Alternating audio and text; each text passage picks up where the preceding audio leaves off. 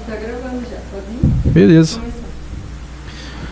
Então, iniciamos mais um episódio do Resenha PG Podcast. Hoje tenho a honra de receber em nossa mesa de entrevistas um dos convidados mais especiais do nosso podcast, uma pessoa ilustre, Paulo Martins. Seja muito bem-vindo ao Resenha PG.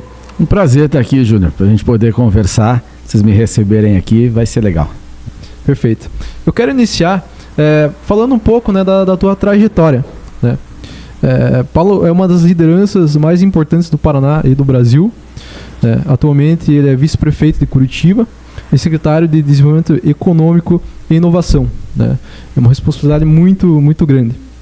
Foi deputado federal pelo Paraná e disputou o Senado em 2022, atingindo a incrível marca de 1.697.962 votos.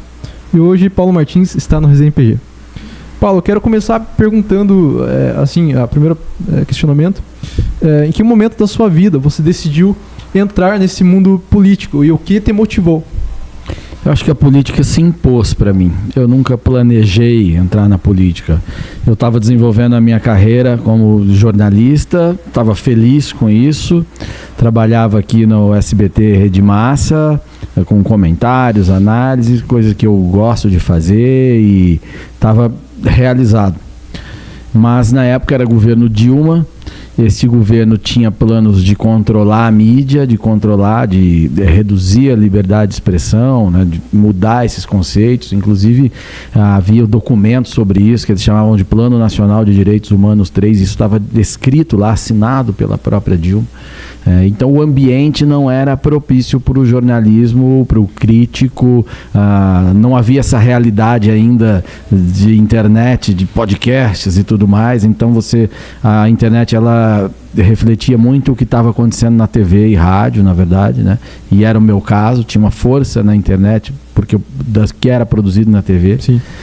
E houve, a mim e a alguns outros, uma reação, vamos dizer assim, naquela época.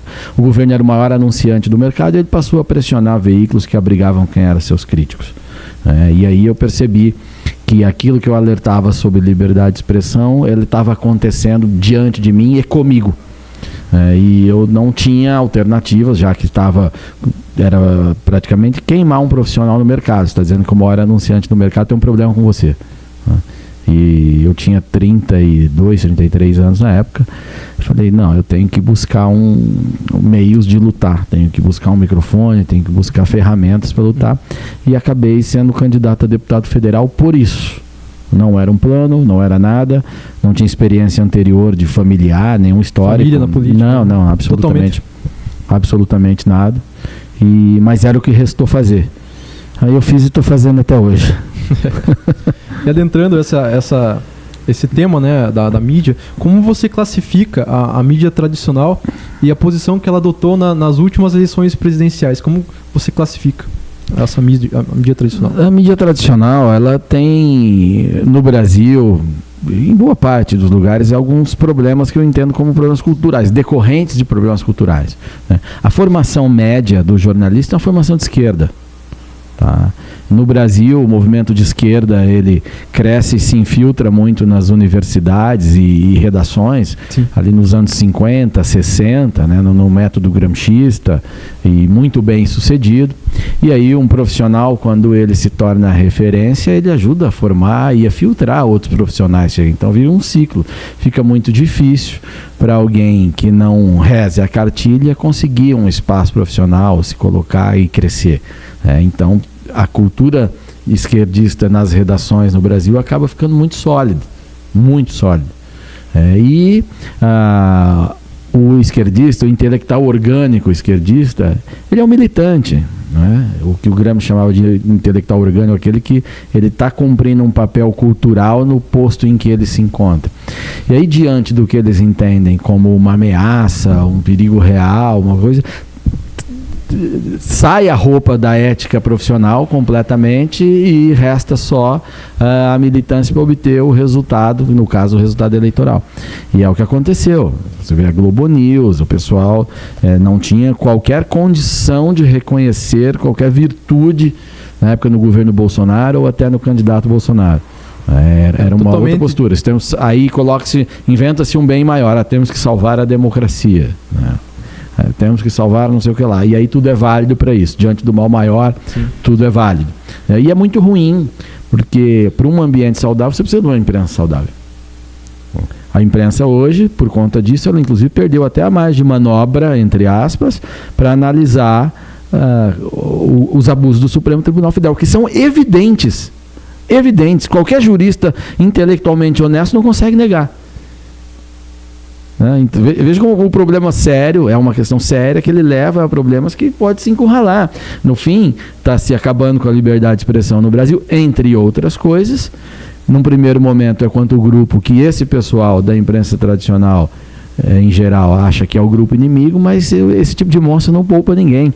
Ele apenas deixa para comer você amanhã, mas você será devorado também. Né? Vai chegar a vez desse pessoal, infelizmente. Concordo 100%. E adentrando sobre essa parcialidade da mídia, nós vemos isso surgir, né, muitas figuras que às vezes se classificam como eu sou totalmente direita. Às vezes elas, né, forjam uma coisa que não são. Qual a importância de você se posicionar sobre alguns assuntos polêmicos, mas porém necessários, que eu tenho certeza que você passou na pele, como eu passo também no meu dia a dia?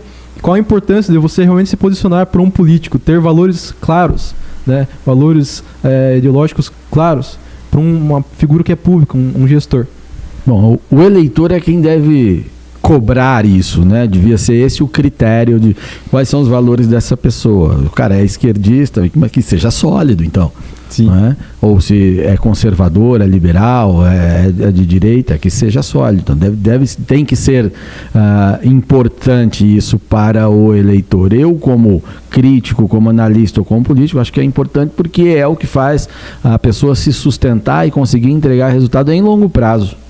Porque senão ele começa a responder apenas a conveniências. Hoje é conveniente ser de direita, dar like, dar voto, dar uma série de coisas. Amanhã pode não ser, por alguma outra questão, uma moda, uma onda, enfim, coisas que não se controla. Aí essa pessoa vai fazer o quê? Ela vai mudar? E o representado, como é que ficou? Como eu acredito que o caminho é o caminho da direita, pela direita, para mim é fundamental que sejam eleitos ou escolhidos ou que venham a ter protagonismo, inclusive na mídia, na cultura, pessoas que tenham esses valores como sólidos, não como conveniência. Nem sempre isso acontece. É normal também, porque quando se cria um mercado, as pessoas vão explorar esse mercado. Tá? Então, é natural, são bem-vindos, ok, mas é muito importante que um movimento venha a ter uma espinha dorsal de lideranças e referências históricas sólidas que venham a inspirar e sempre dar uma direção. Sim, e que seja um voto consciente e que se identifique com o eleitor, né? Pois os valores têm que ser alinhados. Né? E como você se sente, qual é o teu sentimento ao ser reconhecido como um dos nomes mais fortes aí na corrida ao governo do estado do Paraná? Como você se sente? Eu me sinto honrado, é muito legal. Veja, eu não escondo de ninguém a história da minha vida, nem o que eu sou, nem o que eu fiz e nem o que eu quero fazer. Eu nasci em São Paulo, eu vim para o Paraná aos 18 anos para fazer minha vida. Qual cidade de São Paulo? Eu nasci em Presidente Venceslau, no Oeste Paulista. E vim na época para fazer jornalismo na PUC, sem conhecer ninguém, cheguei em Curitiba sozinho. Hoje tive a honra já de ser deputado federal pelo estado, de receber 30% dos votos do estado para senador, está na vice-prefeitura de Curitiba hoje, secretário da capital. Eu só tenho que agradecer ao Paraná e tentar retribuir. O Paraná se identificou comigo, eu sou paranaense, acho que eu escolhi o Paraná, não é? Você não escolhe onde você nasce, é uma coisa da vida, mas onde você faz a vida, onde você trabalha, onde você constrói a sua família, onde você cria os seus filhos, você escolhe. E eu escolhi o Paraná e fico muito honrado de ver o Paraná falar, a gente acredita em você. Muita gente do Paraná dizia, a gente acredita em você. Isso é muito bom, né? O senso de pertencimento, de responsabilidade com o local, com a comunidade, né? O amor mesmo de você exercer o seu trabalho. Mostra que isso está sendo bem feito, há reconhecimento e também responsabilidade a ser arcada. E é isso que eu me proponho a fazer. Sim. E a partir do momento que você é eleito para um cargo de responsabilidade, que você está liderando, né, outras pessoas e sendo exemplo, ter um reconhecimento, sempre estar na boca do povo. Acredito que para uma pessoa pública como você você acaba tendo muitos espelhos, né? Você acaba sendo um espelho, um exemplo para uma nova geração. E como você vê, que visão você tem hoje sobre os jovens na política, essa nova leva de pessoas que estão chegando para somar do lado certo?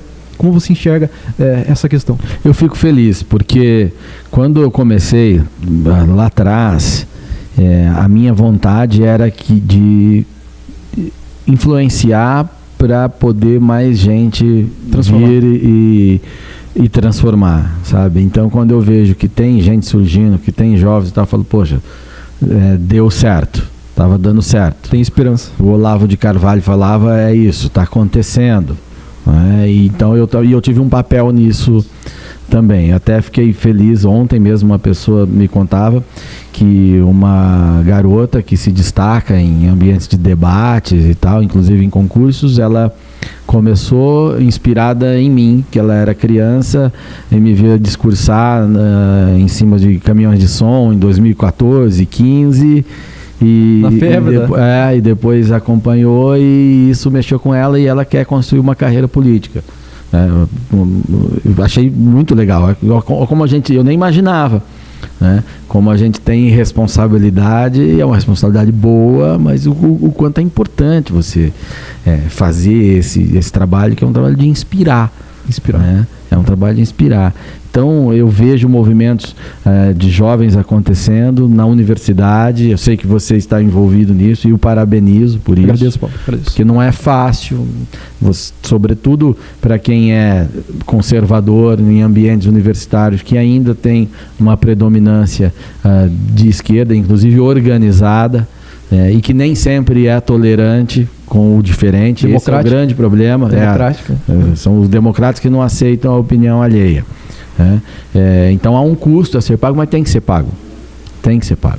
Tá? Isso o resultado, a transformação, o que leva em longo prazo, ele é grande demais para não poder ser pago por conta de conveniências ali de uma época da juventude. Não, tem que ir, tem que fazer. Quem tem o perfil tem que enfrentar, respeitando os outros. Dá para demonstrar que é possível sim. Venham para o debate, é salutar, vai só conhecer. Muitas vezes essa molecada da esquerda universitária, até os professores nunca leram autores conservadores. Sim. Não leram. Sim. Não leram. Vai lá e pergunta para o cara, das 5, eles têm dificuldade em dizer. Quem leu Jordan Peterson, odeiam o Olavo de Carvalho, não leram um artigo do Olavo. Mas eu ouvia o Olavo no Twitter e no Facebook. Não, nós podemos ler os livros. Memes, não, sim, a obra. É a obra. Não aconteceu. Então muitos deles têm isso. É uma pena, é um ambiente ainda muito viciado. Então uma organização, um papel da molecada que surge e tal, é purificar, tornar isso saudável de novo. Um debate aberto, bom, respeitoso. Esse é o principal objetivo, né? E falando de exemplos e figuras, você citou, né, o Jordan Peterson, o Olavo de Carvalho. Você tem outras figuras que te inspiraram também a seguir a carreira enquanto político e também como pensador, que você é um pensador também, né? Roberto Campos, né? Roberto Campos foi muito importante. Meu pai me dava textos do Roberto Campos para eu ler quando eu ainda era bem criança. Havia um político de São Paulo que foi deputado também, que ele escrevia no jornal Estado de São Paulo, que era o João Melão. Que eu lia os textos dele. Meu pai me direcionava muito, assim. Ainda no campo cultural, especialmente, o Nelson Rodrigues. Eu adoro o Nelson Rodrigues, li muito Nelson Rodrigues. Então são partes da minha formação e alguns exemplos políticos que nós tivemos. Mário Covas foi um político que inspira também, apesar dele vir de um movimento de esquerda, mas é um cara que tinha postura. Mário Covas tinha postura. Tá? Inclusive o Bruno Covas, que era o neto dele, foi meu amigo na Câmara. Não pensava como eu, mas era uma pessoa que eu gostava. É uma qualidade, postura. Ter postura, exatamente. Isso para uma figura pública é muito importante. Claro, não é só porque o cara pensa o que você pensa, não é assim. Inclusive o cara que diverge de você, quando ele tem postura, você tem uma boa divergência, você pode até aprender com ele. Com certeza. Não é? Eu acho que é o que falta, né? É o que falta, porque nós vemos a polarização, né? Mas é mais pro lado da esquerda, infelizmente. Eu não queria que fosse assim, mas eles às vezes defendem coisas repetidas. De tanto você vê ali, a pessoa começa a repetir. Né? É o xingar de fascista. Cara, você chamar uma pessoa de fascista é um negócio super grave. O fascismo foi uma experiência política humana trágica. Na Itália, na Alemanha, nazismo, até no Brasil com Getúlio Vargas, que matou muita gente aqui, sim, era um movimento proto-fascista. Então você atribuir a uma pessoa esse tipo de postura, cara, você está dizendo que essa pessoa é um potencial assassino, ela é autoritário. É grave, você não pode banalizar isso. Uma acusação, né? Aí vem idiotas de esquerda, qualquer cara que eles não concordam uma vírgula, fascista. É contraproducente, inclusive. Quando você banaliza, você perde a força daquilo como alerta. Todo mundo é fascista e ninguém é fascista. É esse pensamento. Então até isso esse pessoal prejudica, são irresponsáveis, são moleques. E aí gente com experiência política, com história, fazendo o mesmo tipo de postura, como se estivesse num chat de internet, anônimo, xingando a torta direito. Não, isso é muito ruim. Tá? O debate político no Brasil hoje está infantil. Infelizmente. Não é que ele está polarizado, como muita gente coloca. A polarização ela sempre existiu em lugares que são muito civilizados. Ela existe na Holanda, ela existe nos Estados Unidos, ela existe em vários lugares, na Alemanha. Onde tem democracia. O problema não é ter polo, o problema é não ter respeito. Os polos são necessários. Então eu discordo de toda essa visão média que se tem aí, que assim como outros ficam repetindo fascista, muitos ficam repetindo a polarização. Não. O problema do Brasil é quando não havia polarização. Era tudo esquerda e o centrinho esquerda, que o PSDB, que o pessoal chamava de direita. Perfeito. Essa visão que nós temos que trazer para a audiência, né? E vendo hoje esse desequilíbrio institucional que tem, né? Entre os poderes, né? Legislativo, executivo, judiciário. De que forma nós podemos começar a pensar em uma limitação, né, do poder, que eu sei que é uma bandeira que você defende bastante. É urgente, né? Não dá para ficar. O país é inviável do jeito que ele está. Tá? Isso leva tempo, tem um processo histórico nisso, mas não existe nenhuma experiência humana onde o poder judiciário governa um país. Não existe isso. Nunca existiu. Em toda a ciência política, pode se debruçar em todos, não há isso. O que há em toda a ciência política é dizer que a pior ditadura seria uma ditadura do poder judiciário, porque você não tem para quem recorrer. E isso já acontece no Brasil. Chiquinho falar isso. Isso já acontece no Brasil. Tá? Você é deputado federal, como eu, deputado federal, sendo ouvido na Polícia Federal, eu com o artigo 53 me dando imunidade material, e eles me perguntando sobre coisas que eu tinha falado. Isso você não pode fazer? Recorre para o Supremo, um delegado me falou. Sabe? Então, está errado. Isso não é viável. Isso tem que mudar. Como é que vai mudar? Sem uma ruptura, um trauma, seja lá o que for.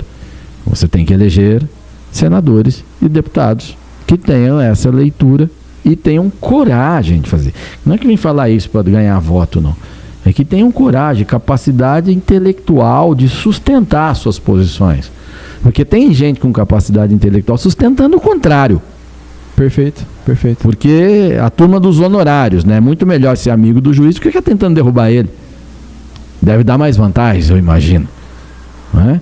E então, é através desse caminho, uma reforma constitucional que venha a levar o crime de responsabilidade de uma autoridade nesse campo a sério. Hoje ela não é levado, nós temos até a lei, mas não é levado. Talvez mandatos para os ministros com um tempo menor.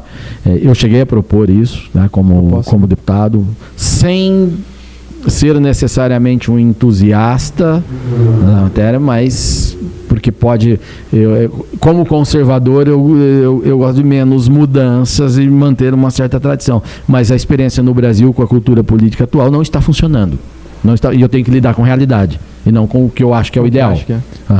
E aí eu cheguei a propor aumentar a idade mínima para pessoas mais velhas, com mais trajetória no direito, venham a ser indicadas, diferente de um outro caso que aconteceu, o Toffoli. O cara tinha 40 anos, não tinha qualificação nenhuma, virou ministro supremo porque prestava serviço para o PT. Isso é uma verdade. Isso não é desejável. Não termina bem. Enfim, uma série de critérios, limitações para partidos propor ações no Supremo, como a ADIM, a DPF, você reduziu o rol de legitimados para isso, porque hoje virou uma instância revisora da política ou de qualquer coisa.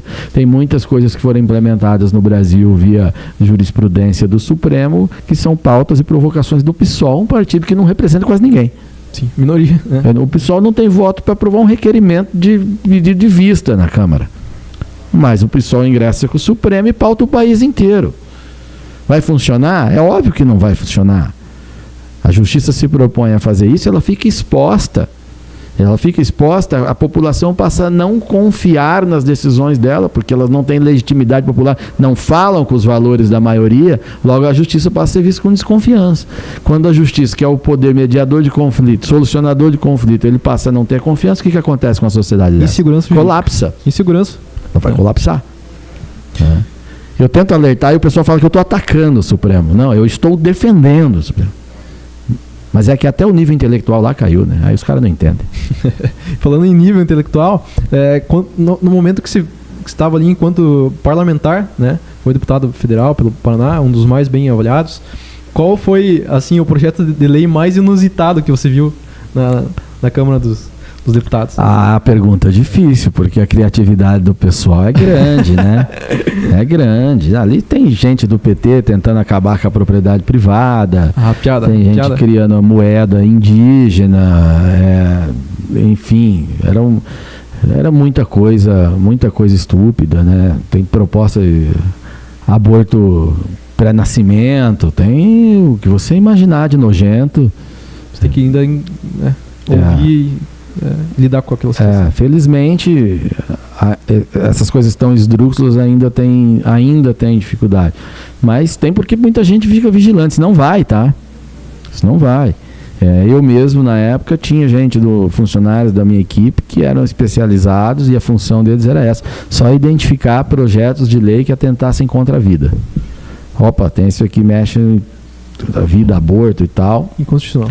Não, a gente já fazia, já organizava, alertava o grupo de deputados e tudo, e já enterrava nas comissões. Era uma equipe minha trabalhando, na verdade, por um supra-parlamentar, vamos dizer assim. Né? Porque isso é um valor caro a mim e eles tentam isso, assim, é uma obsessão para a turma progressista fazer com que as mães possam matar os seus próprios filhos. Assim. No ventre. No ventre.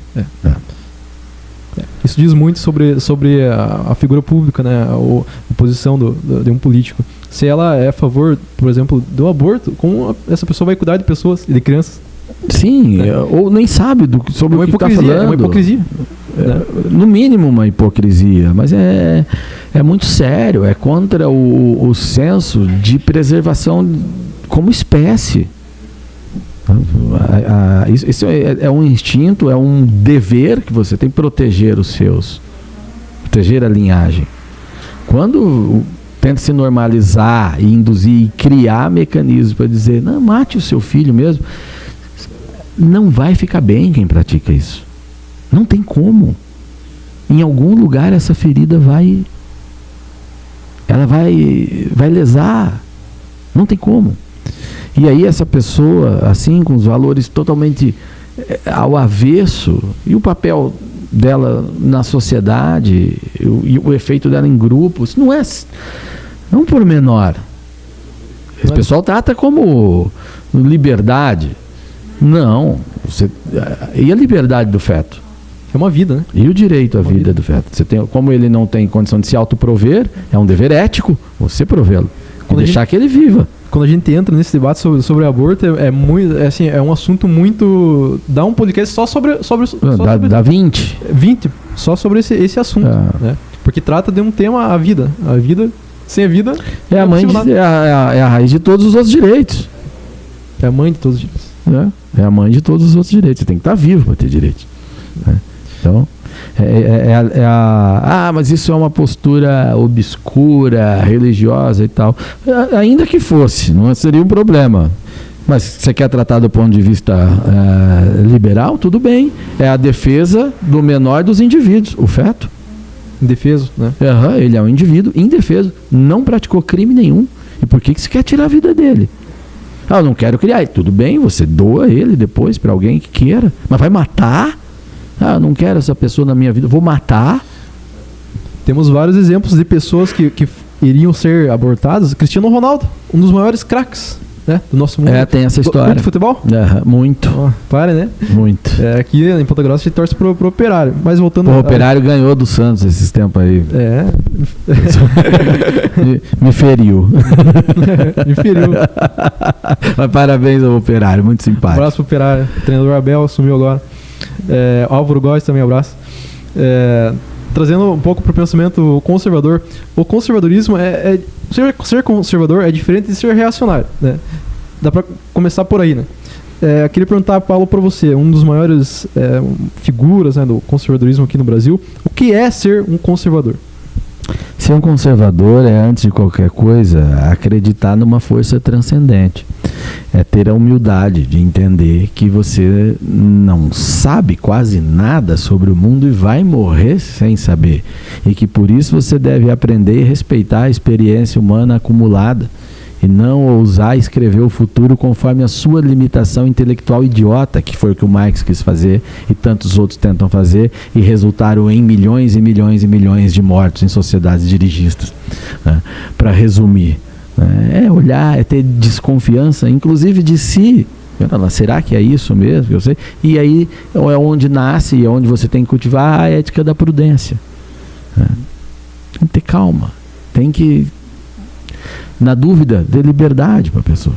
Sim. Porque ela pode chegar onde você não chega. Enfim, a gente pode filosofar sobre o que é ser um conservador e tudo, mas a base para mim é exatamente essa. Você conservar aquilo que funciona, aquilo que já está provado que funcionou. É conservar aquilo que já se conhece. Não trocar por algo que ainda não foi testado, né? Se você tem algo que funciona, por que você vai trocar por algo que é uma incerteza? Vai deixar a tua espécie em uma espécie de ameaça? Não. Eu acredito que esse seja o ponto principal. Exatamente, né? Russell Kirk tem coisas escritas a respeito que acho que todo mundo devia conhecer. E ainda na definição de reacionário, que eu sei o que você tentou dizer, mas o Nelson Rodrigues brincava com isso, que ele era chamado de reacionário, e ele falava, reacionário é reagir contra tudo que não presta. O que também é uma boa definição. É uma boa definição. Grande Nelson Rodrigues. Joia, tranquilo. Vamos encaminhando, né, para as perguntas finais. Eu tenho aqui um questionamento. Paraná. Quais as principais razões de se escolher o Paraná para se viver no Brasil? Você nasceu no estado de São Paulo, e por que escolher o Paraná? E por que hoje o Paraná é um dos melhores estados para se viver no Brasil? O Paraná, eu acho que talvez mais do que em qualquer outro estado, você tem uma cultura de trabalho no Paraná. É um estado de formação relativamente recente, muitas pessoas migraram para cá, ajudaram a construir esse estado com os que já estavam, sempre com um trabalho muito duro. E o Paraná, por suas características, inclusive de imigração, ele desenvolveu um espírito cooperativista no agro e em tantas outras áreas. Nós temos hoje um parque industrial muito bem desenvolvido, talvez na indústria automobilística o segundo do país, por exemplo, o que nos proporciona várias possibilidades. Curitiba é a melhor capital do Brasil, indiscutivelmente, onde tem um ambiente inclusive de inovação muito favorável. A segurança no Paraná hoje é melhor do que a média dos outros estados também. Você pode até ter alguma discussão estatística, mas a sensação de segurança, que é o que vale no final, no Paraná ela é maior. É muito comum a gente ouvir em Curitiba turistas de outra parte do Brasil, do norte, do nordeste, falar, e aqui eu posso andar com o celular na mão. Nós chegamos a esse ponto. Não é? E as oportunidades que tem? Você tem mão de obra, você tem tecnologia, você tem logística, há um maior investimento em infraestrutura dos últimos anos já acontecendo e que virá, inclusive com as concessões, que o governador Ratinho Júnior tem conduzido muito bem, tá? Com espírito aberto, pensando grande, pensando... É um estado cuja a liderança dos últimos anos, que é o governador, pensou em longo prazo. Ele não pensou em 2 anos, em 3 anos, não. Ele pensou em mudanças estruturantes, que é aquelas que permanecem. Por isso o Paraná vai colher muito. Então, vir para o Paraná, vir para trabalhar no Paraná, diga-se. Pode dar muito certo. Show de bola, Paulo. Vamos encerrando o nosso podcast. Foi uma entrevista maravilhosa. E uma última pergunta, né? Que recado você tem para nossa audiência? Muitos jovens assistem o podcast, uma nova leva que está vindo aí. Que recado você dá para os pontagrossenses? Trabalhem. Leiam muito. Hoje há possibilidades de acesso a conhecimento que não havia antes. Quando eu comecei a buscar uma formação mais intelectual, a gente tinha que ficar traduzindo textos que nem português tinha e trocava com outro, com Orkut, via Orkut, comunidades Orkut. Hoje não, hoje está tudo muito fácil, então está tudo muito à mão. Não permita-se que esse governo federal corrompa você. O governo federal tenta corrompê-lo com várias coisas, com várias cenouras que ele coloca, com bolsa, com não sei o quê, com dá. Dá a impressão que a vida é fácil, não é. Esse pessoal está sabotando o seu crescimento. Esse pessoal está tentando fazer com que você desista de criar, de inovar, de ousar, de ir adiante para ficar apenas na dependência deles. Você não pode permitir isso. Isso não vai funcionar. Isso terá um custo individual e também de país que é absolutamente imensurável. É assumir as responsabilidades. Peço que assumam as responsabilidades. Entender isso e dizer compromisso geracional. A cidade que eu quero, o estado que eu quero, o país que eu quero. Não é esse país que os meus pais viveram. Esse poderia ser muito melhor, porque as oportunidades todas eles têm. E a culpa não está sempre no outro. A gente tem que ter a postura.